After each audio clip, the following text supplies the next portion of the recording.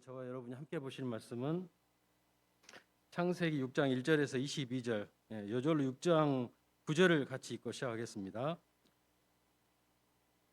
시작. 이것이 노아의 조건이라. 노아는 의인이요 당대의 완전한 자라. 그는 하나님과 동행하였으며. 성경을 잘 모르는 사람들도 홍수 심판하면 노아의 방주가 떠오를 정도로 성경에서 가장 잘 알려진 인물 중에 한 명입니다. 모든 사람이 하나님을 떠나 죄악 가운데 홍수 심판을 받아 멸망했지만 노아와 그 가족만은 하나님과 동행하며 구원의 방주를 짓고 심판의 날 구원을 받았습니다.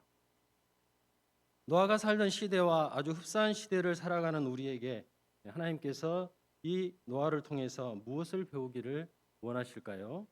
호람되어 노아 편 믿음을 시작하겠습니다. 그러기 전에 여러분이 노아에 대해서 얼마나 잘 알고 있는지 테스트를 한번 해보겠습니다. 저는 항상 말씀 메신저 나오면 선물을 가지고 오잖아요. 오늘은 선물 볼따리까지 가져왔습니다. 선물도 많으니까 적극적으로 참여해 주시기 바랍니다. 자, 처음 문제는 아주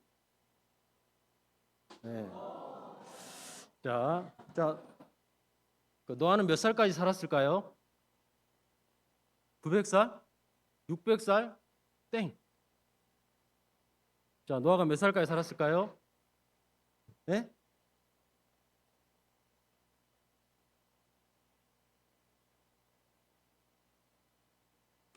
이건 퀴즈가 아니니까 알려드리죠. 자, 950살까지 살았습니다. 950살. 자, 그러면 노아의 홍수가 언제 일어났을까요? 노아 몇 살 때? 네? 600세 맞습니다. 600세. 자, 600세. 그러면 120년 동안 그 방주를 지었잖아요. 그러면 480세에 홍수 심판에 대한 경고를 받았겠죠. 예, 그러죠. 그리고 노아의 아들들이 누구였죠? 셈과 함과 야벳이었잖아요. 자, 그럼 노아 몇 살 때 태어났을까요? 여기 퀴즈입니다. 500살? 정답 맞추셨네요. 나오시기 바랍니다. 나오세요.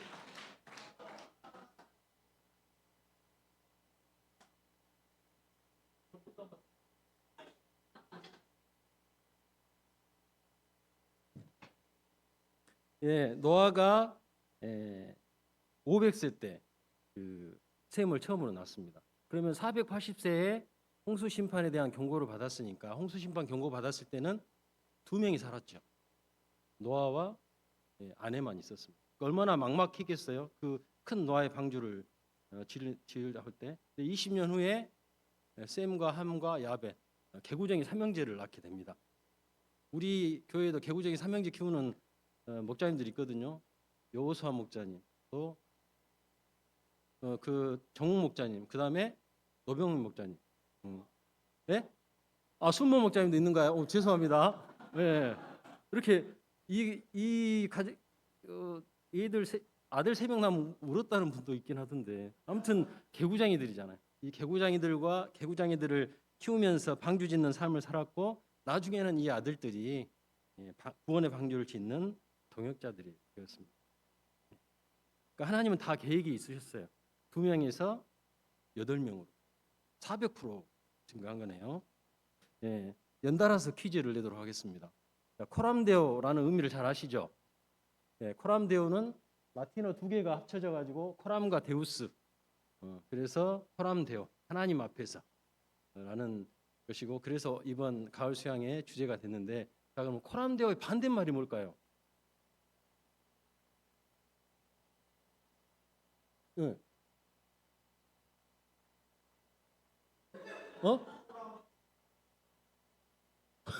땡.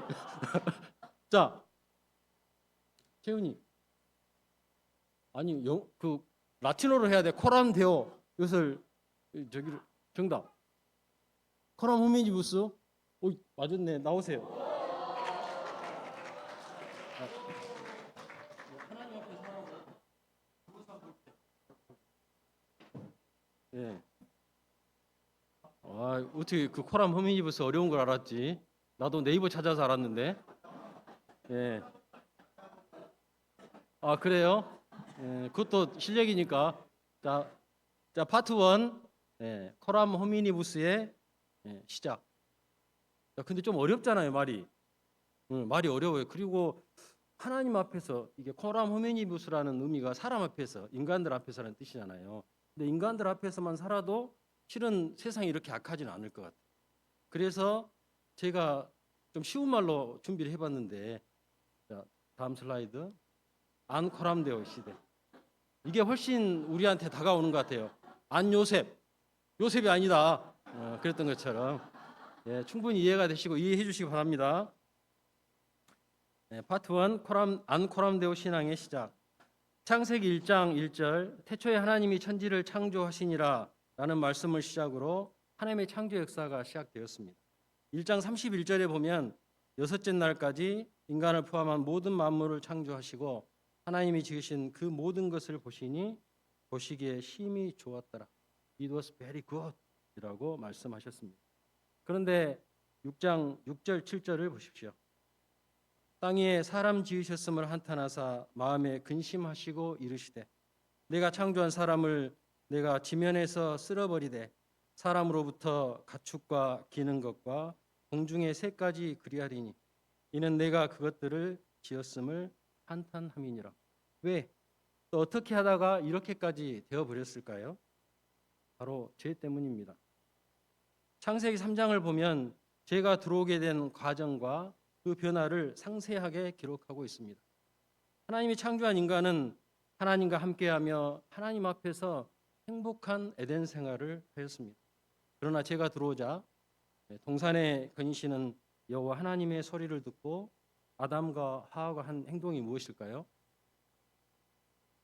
3장 8절을 다 같이 읽어보시겠습니다. 시작. 그들이 그날 바람이 불 때 동산의 근시는 여호와 하나님의 소리를 듣고 아담과 그의 아내가 여호와 하나님의 낯을 피하여 동산 나무에 숨은지 하나님을 피하여 동산 나무 사이에 숨어버렸습니다. 하나님과 함께 잘 살아왔던 인간이 죄로 인해서 하나님을 피해 다니게 된 것입니다. 우리 어린아이들이 그럴 때 있잖아요. 뭔가 잘못을 했으면 부모님이나 또 어른들의 눈치를 보고 이렇게 피해 다니는데 그러면 이상함을 느끼는 부모나 어른들이 누가 이리 와보렴. 뭐 이런 잘못을 했구나. 다음에는 절대 그러지 말아라. 이렇게 하는 것처럼 하나님께서도 그런 아담을 찾아와 부르셨습니다. 아담아, 내가 어디 있느냐. 그런데 이후로도 죄의 역사는 계속되었습니다. 대표적으로 가인은 동생 아벨을 쳐 죽였습니다. 이때도 하나님께서 그런 가인을 찾아오셨습니다. 내가 무엇을 하였느냐? 내 아우의 핏소리가 땅에서부터 내게 호소하느냐. 하나님은 이처럼 죄악된 인간을 찾아오시고 때론 책망하심으로 원래의 사랑의 관계로 회복되기를 원하셨습니다. 그러나 하나님의 책망에도 불구하고 인간은 회개하지 않았습니다. 가인은 오히려 내가 내 아우를 지키는 자니까 하며 되려 하나님께 반발하고 하나님을 떠나버렸습니다. 왜 그것을 자기에게 묻느냐는 것이죠. 자기가 죽여놓고 말이죠. 4장에는 하나님께 반역하고 떠나버린 가인의 계보를 말하고 있고 5장에서는 하나님과 동행한 셋의 계보를 말해주고 있습니다. 셋의 계보에는 우리가 잘 아는 하나님과 동행한 대표적인 인물인 에녹도 나옵니다. 그런데 오늘 본문 6장에 와서는 이 두 계보가 섞이게 되고 이로 인해 발생하는 비극적인 결과를 말해주고 있습니다. 6장 2절을 같이 읽어볼까요? 시작.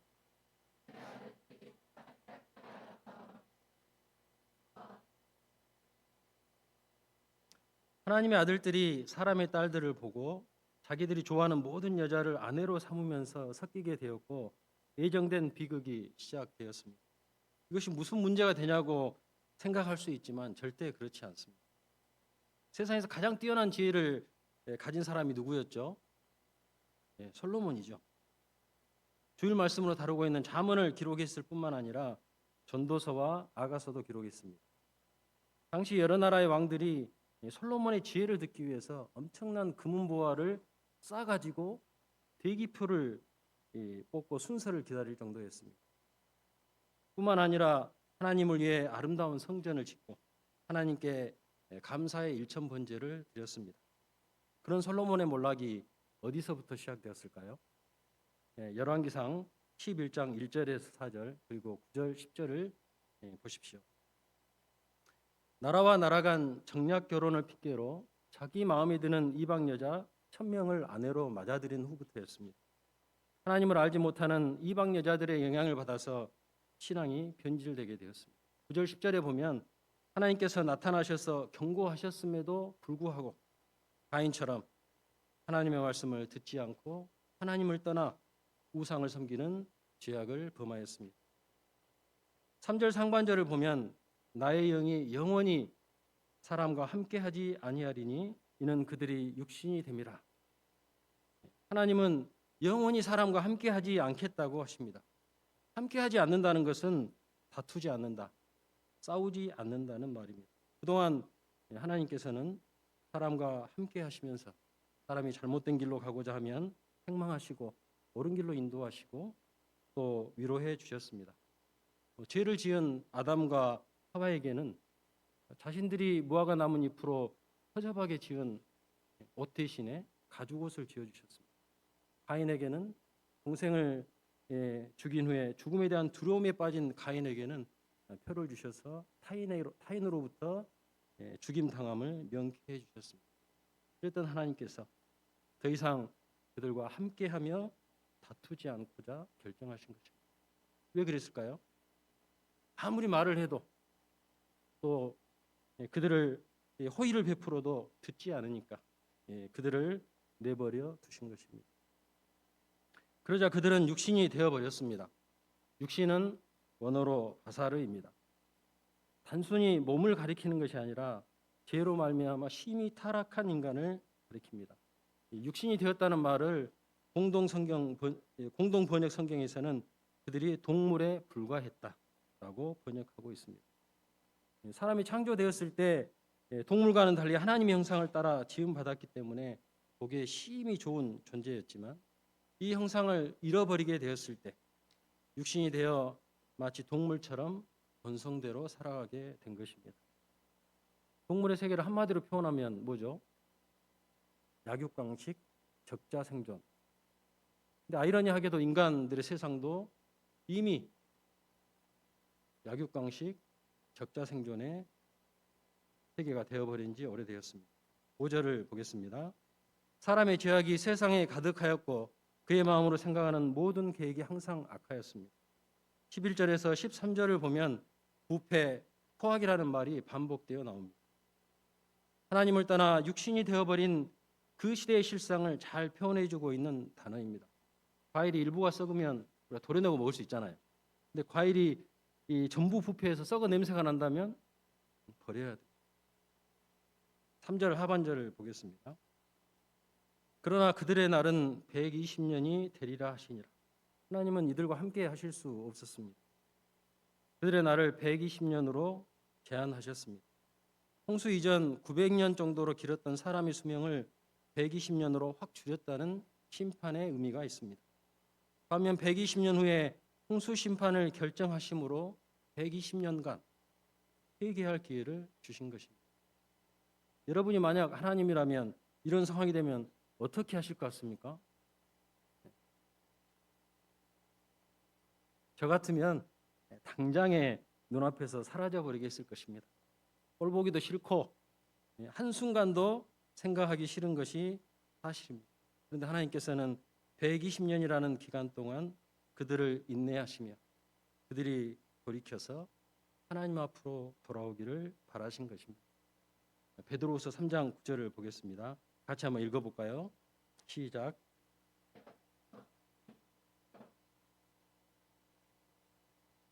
오직 주께서는 너희를 대하여 오래 참으사 아무도 멸망하지 아니하고 다 회개하기 이르기를 원하시느니라. 하나님께서는 죄인 한 사람도 심판받아 멸망하기를 원치 않으시는 분이십니다. 파트 2 코람데오 신앙. 그런데 8절에서 반전이 일어납니다. 8절을 같이 읽어보겠습니다. 시작. 그러나 노아는 여호와께 은혜를 입었더라. but 노아. 이는 대반전을 이루는 말씀입니다. 온 세상이 다 부패하여 썩어 냄새가 나고 모든 사람들이 육신이 되어서 싹 쓸어버릴 수밖에 없지만 유일하게 하나님의 소망이 되는 사람이 있었습니다. 그가 바로 노아였던 것입니다. 하나님은 노아 한 사람을 보시고 너무나 기뻐하셨습니다. 죄악이 가능한 그 시대에 노아가 과연 어떤 삶을 살았기에 하나님께 은혜를 입을 수 있었을까요? 요절인 9절을 다 같이 한번 읽어보겠습니다. 시작. 이것이 노아의 족본이라. 노아는 의인이요 당대의 완전한 자라. 그는 하나님과 동행하였으며. 노아는 의인이었고 당대의 완전한 퍼펙트한 사람이었습니다. 그럼 그렇지. 노아는 나하고는 차원이 완전히 다른 사람이라고 생각할 수 있습니다. 그러나 노아가 당대의 완전한 사람이었다는 것은 그가 아무런 허물도 없는 무결점의 사람이었다는 뜻이 아닙니다. 의인인 노아를 억지로 깎아내리기 위해서 그러는 것이 아니니까 오해는 금물입니다만은 9장 21절에 보면 홍수 심판 이후에 노아는 어쨌습니까? 포도주를 너무 많이 먹고 취해가지고 벌거벗은 채로 자식들에게 민망한 모습을 보이기도 했습니다. 또 아까 개구쟁이 삼형제 얘기를 했는데요. 키우다 보면 어쨌습니까? 매도 때리고 화도 내고 그러잖아요. 그러죠, 요사 목자님. 네. 네, 9절 하반절을 보겠습니다. 그는 하나님과 동행하였습니다. 라고 말하고 있습니다. 다른 사람들은 하나님을 떠나 하나님 없이 살았지만 노아는 하나님 앞에서 하나님과 동행하는 삶을 살았기 때문에 그를 의인이요 완전한 사람이라고 하신 것입니다. 당시 사람들은 하나님의 책망의 음성을 들어도 콧방귀도 끼지 않았습니다. 그러나 노아는 실수도 하고 죄가 있었지만 그럼에도 불구하고 하나님의 말씀을 듣고 회개하고 하나님 앞으로 나아왔습니다. 세상 가치관이나 자기가 원하는 대로 살지 않고 하나님께 순종하며 하나님께서 원하시는 대로 살았을 때 하나님 앞에 의인이요 완전한 자라는 칭찬을 받게 되었고 하나님께서는 그런 노아를 기뻐하셨습니다. 근데 그런 노아에게도 실은 아픔이 있었습니다. 노아 시대 대부분의 사람들은 50에서 100세 사이의 자녀를 낳았습니다. 그런데 노아는 몇 세에 자녀를 낳기 시작했다고 했죠? 서사라 목자님? 예, 500세죠. 큰아들 셈을 무려 500세가 돼서야 낳을 수 있었습니다.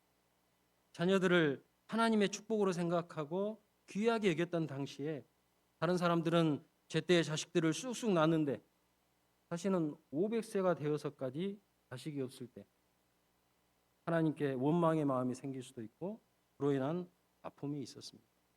당시 사람들처럼 자기 마음에 좋아 보이는 여자를 아내로 맞이하지는 않더라도 자녀 문제만은 아내에게 문제가 있다고 생각하고 자식들을 쑥쑥 낳을 것 같은 여자들을 취해서 아내로 맞아들일 수도 있었습니다. 그 시대 분위기에서는 충분히 그럴 수 있었습니다. 그러나 노아는 이에 대한 하나님의 뜻을 영접하고 기도하며 기다렸습니다. 이러니 하나님이 노아를 기뻐하지 않을 수가 있겠습니까?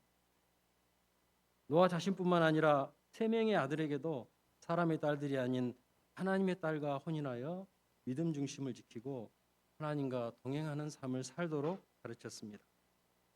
자, 그러면 우리는 어떤 삶을 살아야 할까요? 노아처럼 하나님과 동행하는 삶을 살아야 할까요? 아니면 세상 사람들처럼 하나님을 떠나 자기 소견에 오른 대로 살아가는 삶을 살아야 할까요? 무엇이 하나님을 기쁘시게 하고 하나님의 은혜를 덧입을 수 있을까요? 그리고 심판 가운데서 구원을 얻는 길입니까? 우리 모두 하나님 앞에서 하나님과 동행하는 삶을 살아갈 수 있기를 기도합니다. 파트 3 노아의 삶 따라가기. 포람되어의 삶을 살자. 8절을 다시 한번 같이 읽어보겠습니다. 시작. 그러나 노아는 여호와께 은혜를 입었더라. 하나님과 동행한 노아는 또 어떤 은혜를 받았을까요? 17, 18절을 같이 읽어보겠습니다. 시작.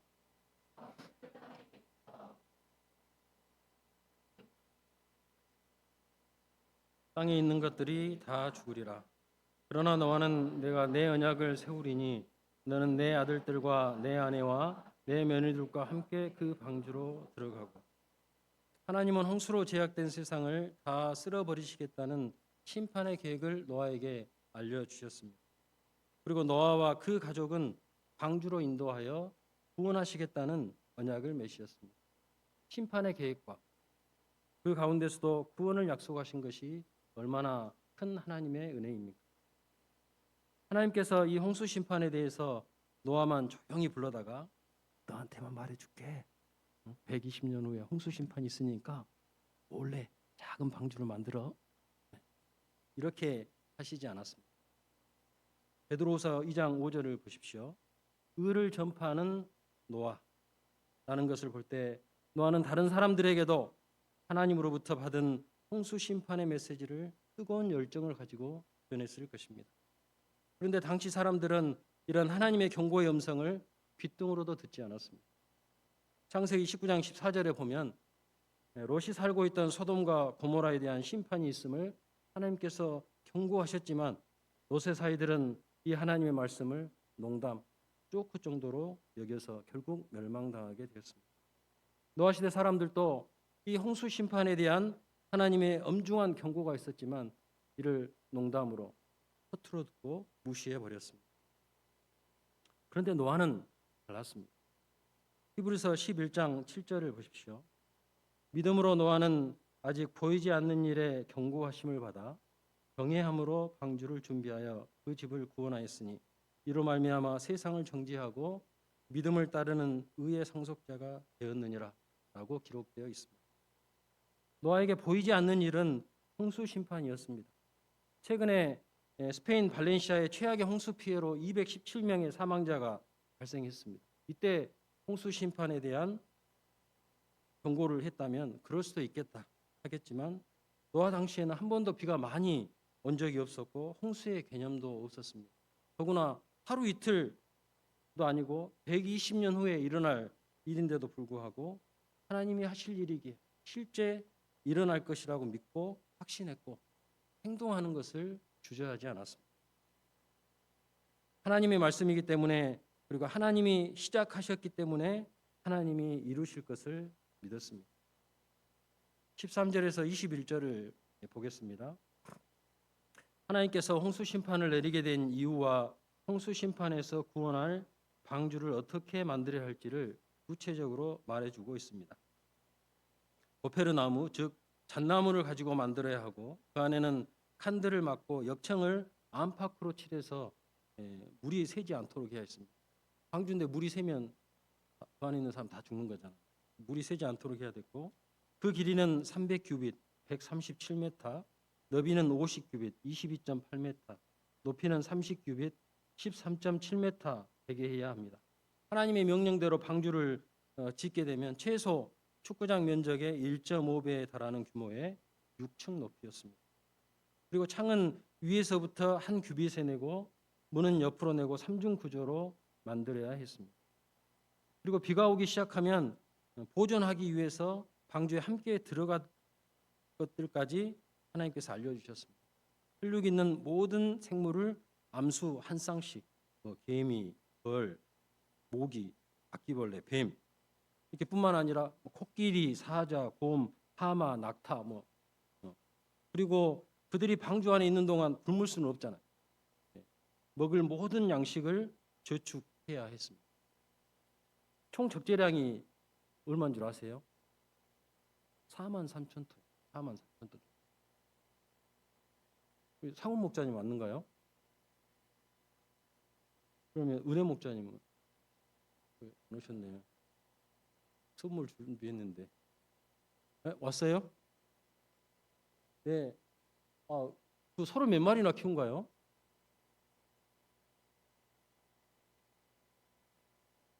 안 세봤어요? 너무 많아서? 예. 350마리, 한 400마리 키운다 그러더라고요. 근데 소가 이 장성해서 이제 팔려 나갈 때 정도 되면 거의 1톤이 된답니다. 근데 다 해봤자 400톤밖에 안 돼요. 근데 한 달 동안 그 먹이 주려면 어마어마 쌓아놓고 있죠. 돈도 많이 들고. 그러니까 소고기가 비싼 거예요. 예. 아무튼 상훈 목자 오기로 했었는데 힘드니까 건강 챙기시라고 제가 부부 영양제 준비했습니다. 일단 드릴게요. 네. 네. 자, 대신에 22절을 우리 은혜 목자님께서 큰 소리로 한번 읽어 주시겠습니까? 22절.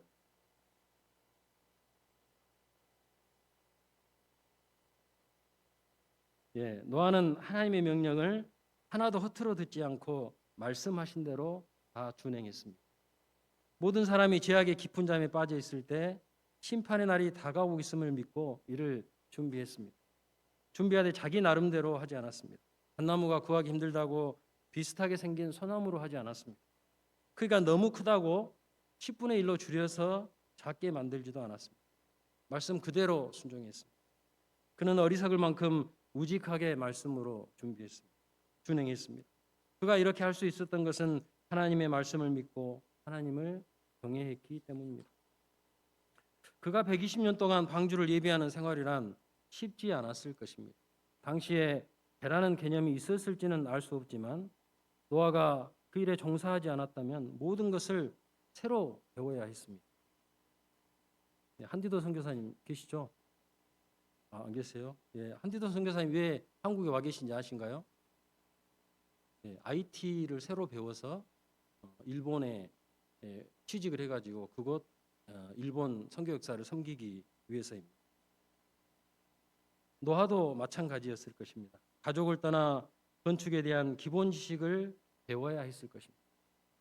방주를 만들기 위해서는 잣나무를 자른다고 바로 사용할 수가 없습니다. 잣나무를 자르면 통으로 나오죠. 그것을 직사각형으로 정교하게 만들어요. 뿐만 아니라 방주가 물속에서 몇 달을 떠 있는 동안 휘어지지 않아야 했기 때문에 충분하게 건조를 시킨 후에야 사용할 수 있었습니다. 또 엄청난 크기의 방주에 4만 3천 톤이라는 엄청난 무게의 온갖 동물들과 그들이 먹을 식량을 실어야 했기 때문에 방주를 만드는 것뿐만 아니라 그 무게를 견뎌낼 수 있도록 견고하게 지어야 했습니다. 이런 강당산 같은 간단한 것을 만들 때 목재를 사오면 됩니다.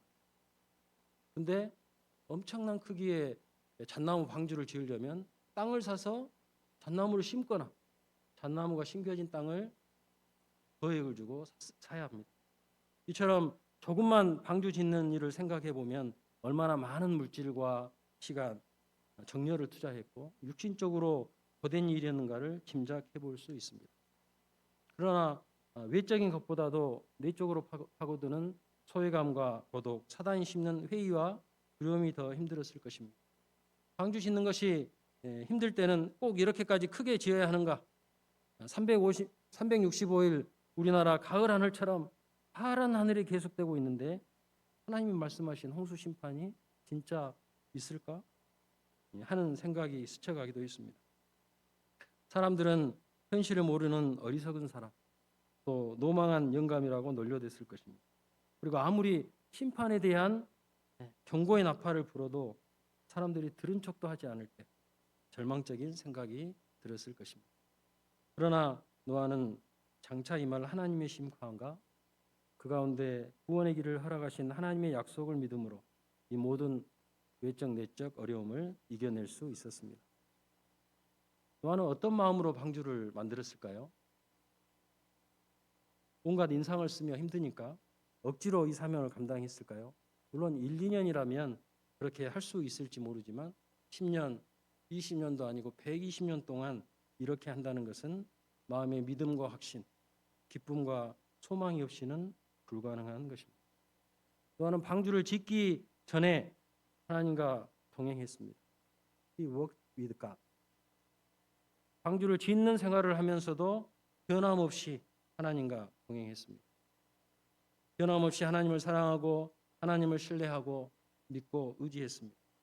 또한 항상 기뻐하고 범사에 감사하며 쉬지 않고 기도했습니다.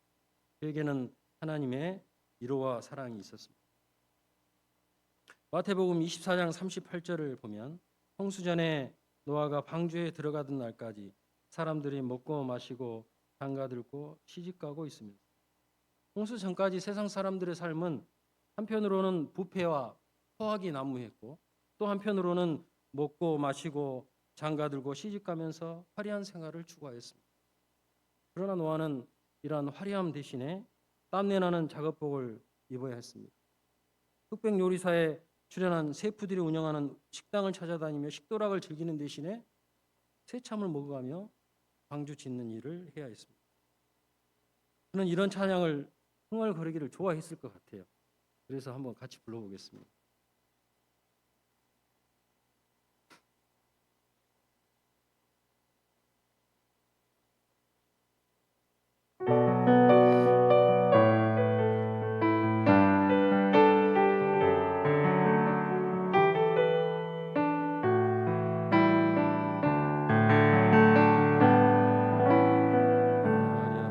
화려하지 않아도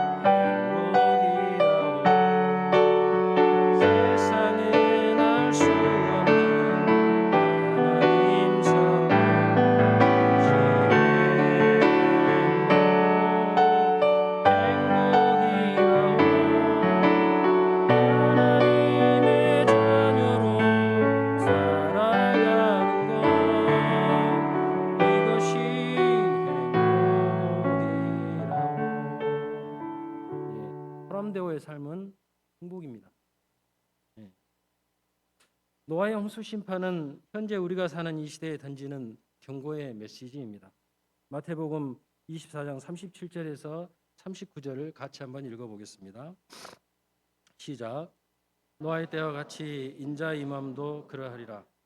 홍수 전에 노아가 방주에 들어가던 날까지 사람들이 먹고 마시고 장가들고 시집가고 있으면서 홍수가 나서 그들을 다 멸하기까지 깨닫지 못하였으니 인자의 임함도 이와 같으리라.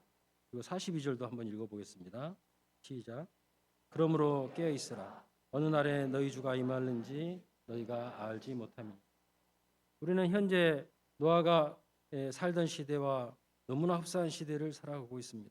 사람들은 먹고 마시고 육신을 좇아 결혼하고 세상 정욕과 쾌락을 좇아 살아갑니다. 그 결과 부패와 포악으로 가득한 시대가 되었습니다. 그리고 이미 예수님께서 재림하셔서 심판하실 것을 경고하시고 어느 날에 주가 임하는지 알지 못하기 때문에 깨어 있으라고 말씀하셨습니다.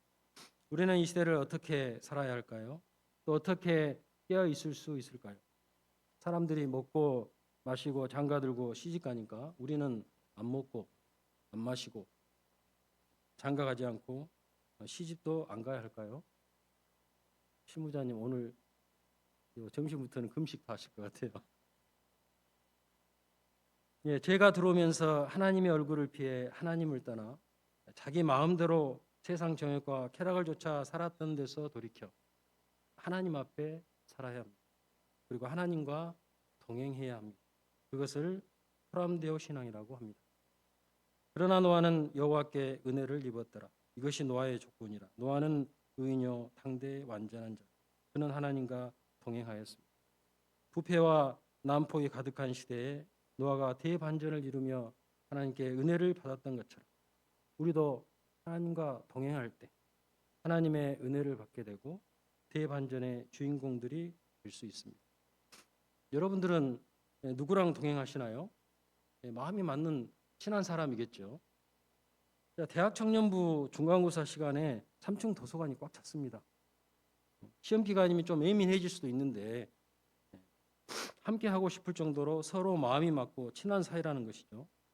요의 특송 준비를 하려고 3층 홀에 있는데 요한이하고 유승이가 밥을 같이 먹자고 하면서 집에 있는 순이도 챙기는 것을 보면서 와, 이들이 정말 너무나 친하구나.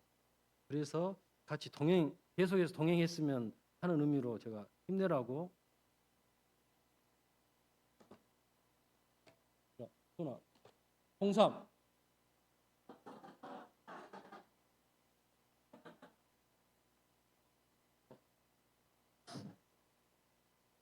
예. 이처럼 동행한다는 것은 서로 마음이 맞고, 마음 잘 맞지? 예. 서로 마음이 맞고 친하다는 뜻입니다. 근데 마음이 맞지 않으면 어쩐가요? 저기 멀리서 걸어오는 것이 보이면 못 본 척하고 피해서 딴 길로 가버리잖아. 예. 노아가 하나님을 피해서 어, 그 아담이 하나님을 피해서 숨고 가인이 하나님을 떠나버린 것처럼 영이신 하나님과 동행한다는 것도 하나님과 친하게 지낸다는 것입니다. 이것을 가장 잘 표현하고 있는 성경이 어딜까 생각해 봤는데 요한복음 15장 포도나무와 가지 비유라고 생각되었습니다. 15장 5절을 같이 한번 읽어볼까요? 시작.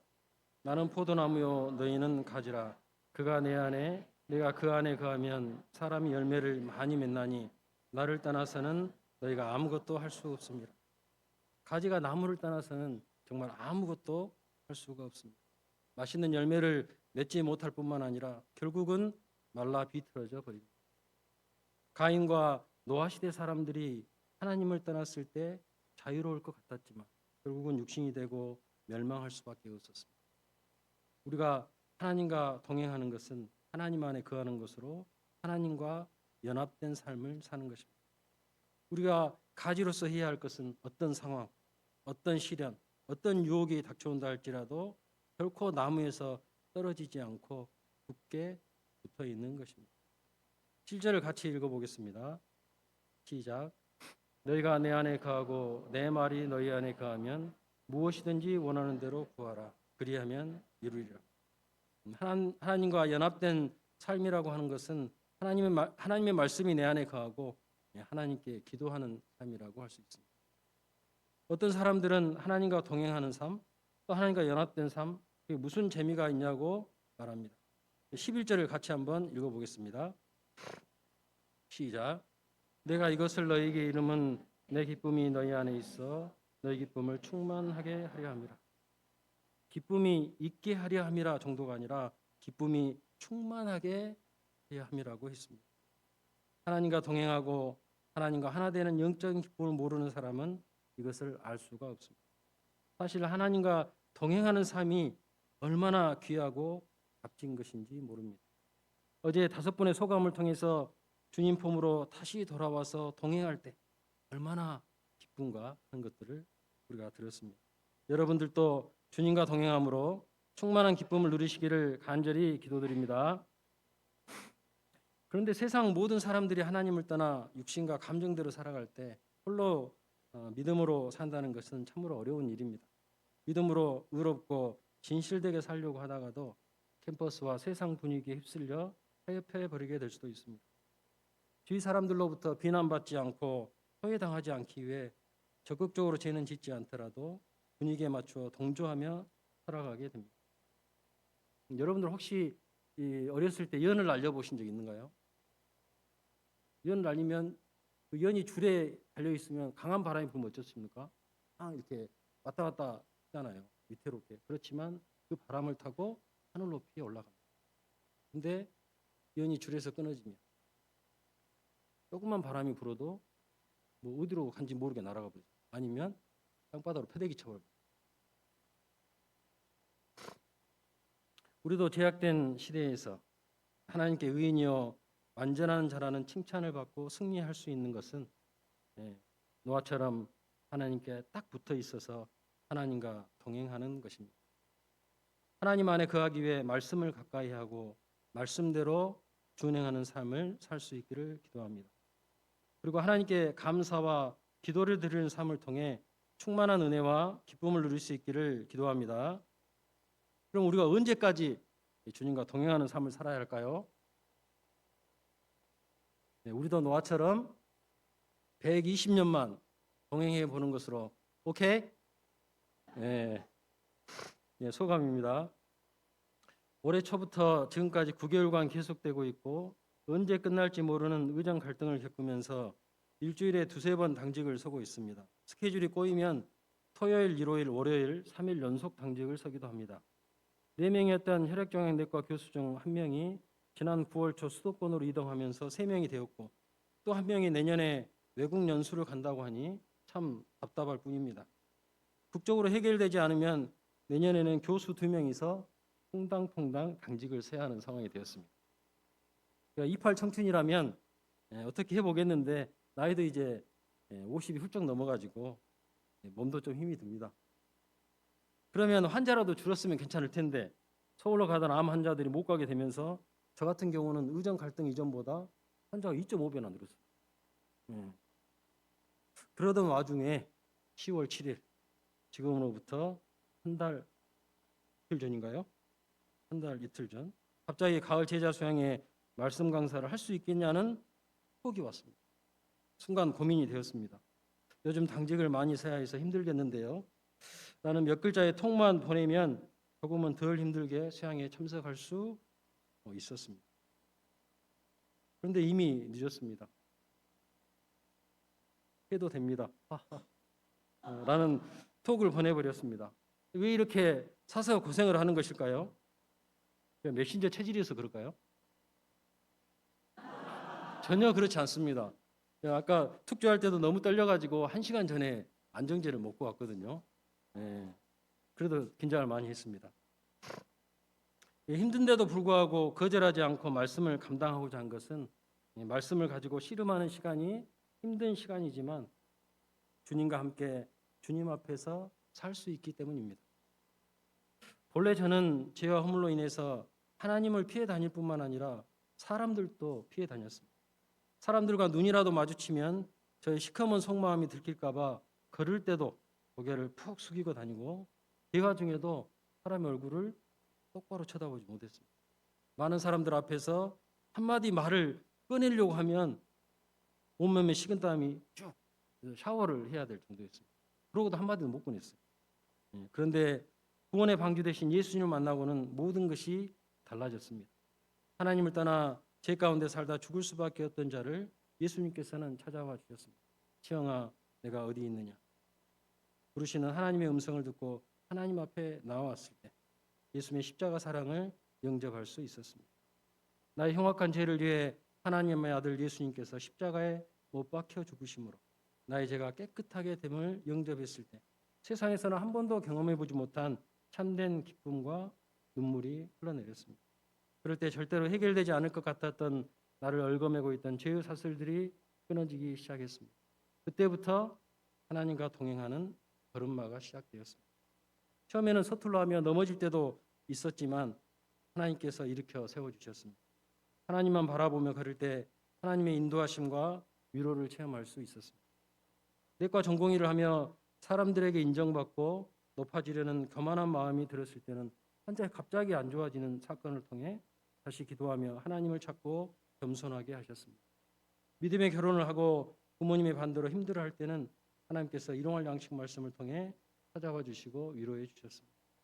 후로도 주일과 수양회, 일용할 양식, 수요 예배 등 각종 말씀을 듣고 그 말씀대로 준행하며 그리스도의 장성한 분량까지 성장하고자 하는 소원을 갖게 하셨고 이를 위해 기도하는 삶을 살게 하셨습니다. 그럴 때 하나님께서는 지금까지 그를 가장 좋은 길로 인도해 주셨습니다. 개인적으로 2024년은 저에게 위기의 해라는 생각이 들었습니다. 강한 카리스마로 방향을 주시던 다임 목자님 가정이 호주 선교사로 가시고 부드러운 카리스마의 마가 목자님이 계셔서 예전보다 영적 긴장감이 떨어진 것이 사실입니다. 직장에서도 그렇듯 어느덧 교회에서도 윗 목자님이 손에 꼽을 정도로 몇 분 계시지 않는 거참 시니어 목자가 되었습니다. 거기에다가 당직을 핑계대며 스스로 깨어서 신앙생활하지 않으면 잣나무 대신에 소나무로 방주를 짓고자 할 수도 있고 축구장 1.5배는 너무 크다고 10분의 1도 아니고 100분의 1로 줄여서 만들어도 되지 않을까 생각하며 타협하기 쉬웠습니다. 제가 다시금 마음을 굳게 잡고 신앙의 기본 생활을 감당함으로 하나님과 친밀하게 걸어가는 호람대오의 삶을 살아야 하겠습니다. 자주 당식을 쓰는 것이 피곤하지만 다시금 새벽 기도에 도전하고 일요일 양식 말씀을 충분히 써먹어야 하겠습니다. 그럴 때 하루 종일 하나님의 말씀 안에 거할 수 있고 그 말씀을 준행함으로 하루하루 성장해 갈 수 있습니다. 뿐만 아니라 여러 문제들 앞에서 주님께 기도로 아뢰며 승리하는 삶을 살 수 있기를 기도합니다. 제가 어떻게 이것들을 해낼 수 있겠습니까? 내 안에 내주에 계시는 성령님의 인도하심을 받아 주님과 동행하며 기쁨이 충만한 삶을 살 수 있기를 간절히 기도합니다. 결론입니다. 우리는 말씀을 통해 인간이 하나님을 떠나 자기 정욕대로 살았을 때 결국 아무 쓸모없는 육신으로 전락하여 하나님의 심판을 받을 수밖에 없다는 것을 배웠습니다. 또한 이 심판은 오늘을 살고 있는 우리에게 주시는 경고이자 회개의 메시지라는 것을 깨닫게 됩니다. 우리가 이 하나님의 경고의 음성을 듣고 죄의 길에서 돌이켜 호람되어 삶을 회복하고 구원의 방주 되신 그리스도 안으로 들어갈 수 있기를 기도합니다.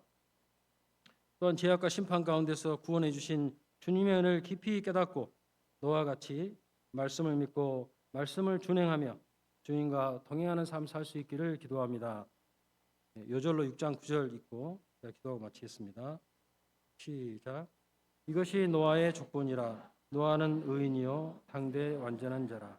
그는 하나님과 동행하였으며.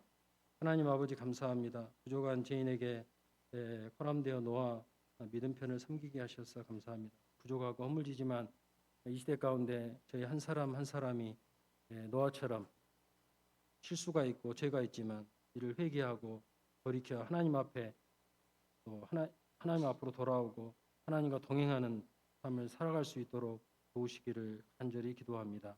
하나님께서 이런 저희들과 함께 하시고 또 저희를 위로하시고 인도하실 것을 믿고 감사를 드립니다. 계속되는 코람데오 말씀들을 통해서 저희 가운데 충만한 은혜를 허락해 주시기를 믿고 감사하며 예수님의 이름으로 기도드렸습니다. 아멘.